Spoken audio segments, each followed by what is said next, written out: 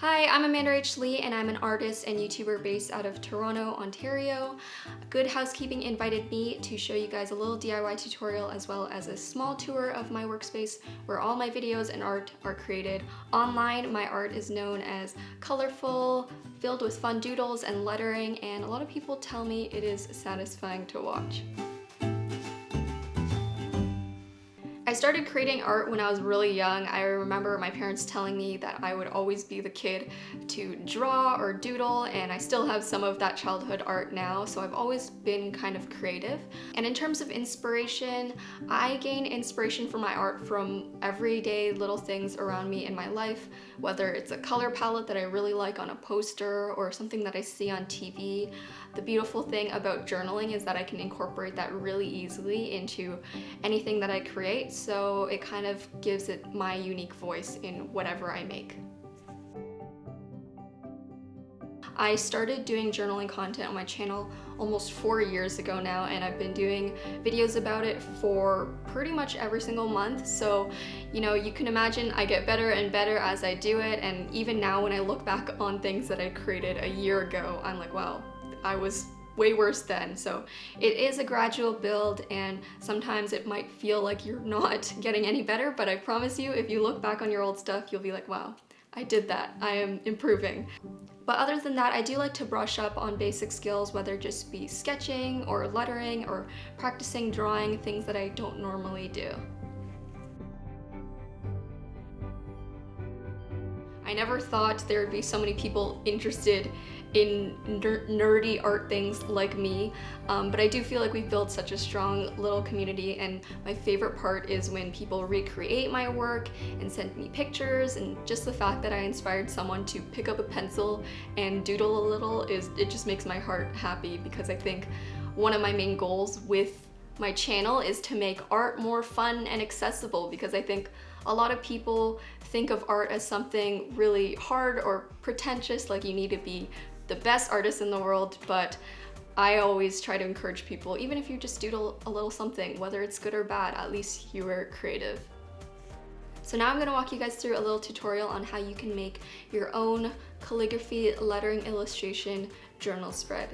You're going to need a notebook. You can also just use a piece of paper, but I like having all of my journal spreads and artwork in kind of one nice place. This one is from my stationery line from shop AmandaRachLee, and then also some markers.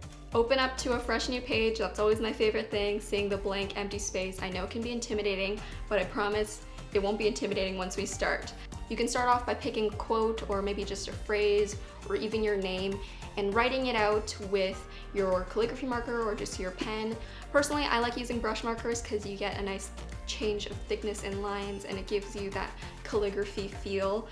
These ones are from Tombow, but you can really use whatever you want, and I always try to encourage people to just use whatever they have, because you can really make something that looks nice with whatever you have, even if you just have a pen.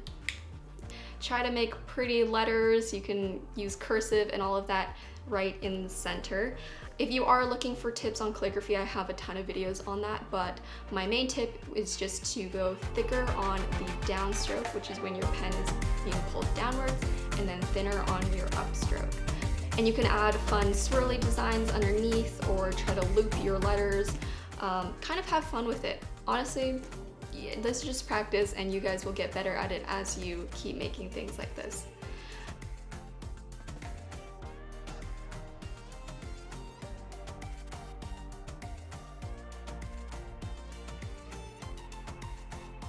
And if you're really not into drawing, or if you feel like you're not a good artist, which I don't believe in, I think everyone can draw, but I understand not everyone has the time to sit down and doodle things. There are a ton of awesome stickers out there that you can fill in your empty spaces with. I personally love washi tape. A lot of people know this, but I also came up with my own washi tape. I have hundreds of washi tape rolls. It's embarrassing. I know I have a problem, but I will never admit it. So you can kind of rip out random pieces of washi tape and fill in the empty spaces as you see fit. And it's kind of a fun way to decorate any sort of lettering or journal spread.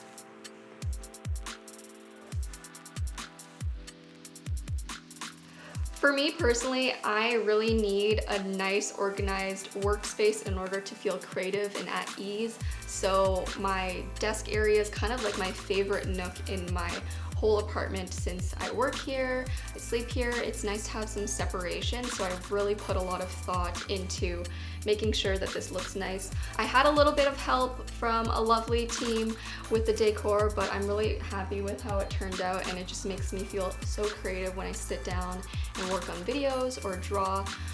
As you can see, I have this nice big L-shaped desk, so I can have a lot of space to put any art supplies down, as well as a lot of shelf and storage space. It is a never-ending process of me filling up organizers and shuffling things around, but I do love it. I love having things on display, especially my stationery line that I recently came out with. It's nice to have like my washi tapes displayed and my notebooks displayed, just so I can kind of look at them and feel energized and proud and happy.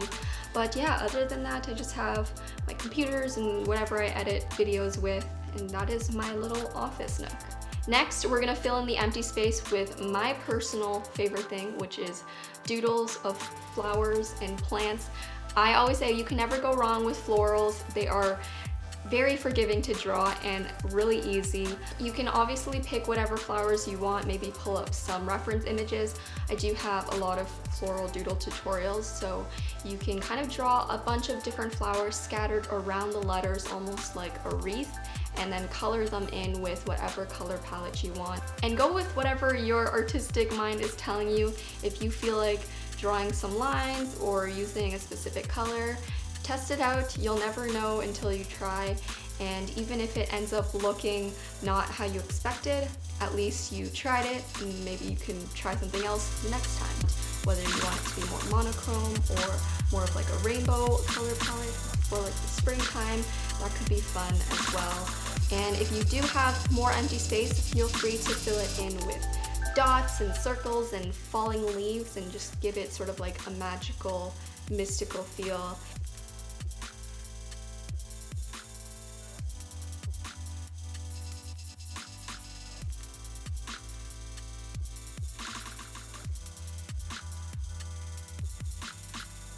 And once it's all come together, there you go, you finished a nice motivational, creative, inspiring quote page in your journal. Thank you so much for watching. I hope you enjoyed. Subscribe to Good Housekeeping for more content like this, and also make sure you check out my stationery shop where I sell my art and other stationery products that I use in my videos on my channel. And I think that's pretty much it. Bye everyone!